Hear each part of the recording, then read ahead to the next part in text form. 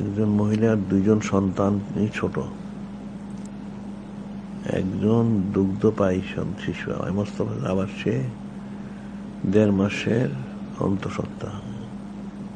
এবারে সন্তান হওয়ার বিষয়টাকে সে কষ্টের কারণ মনে করছে।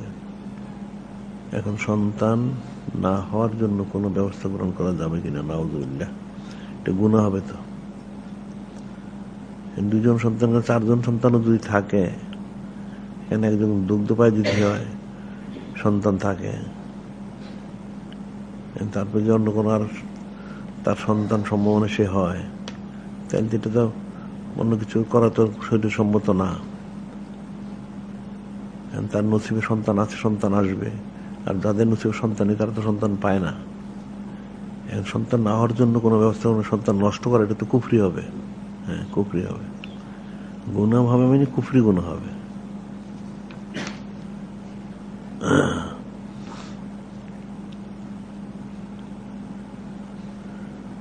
এখন যে বিষয়গুলি শরীয়ত সম্মত, এটা শরীয়তের খেলাফ নিলে তো এটা গুনাহ হবে, এটা স্বাভাবিক জিনিসটা।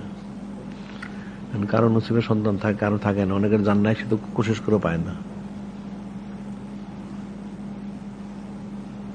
এখন যাদের সৃষ্টি হয়ে গেছে তাদের তো আসতেই হবে।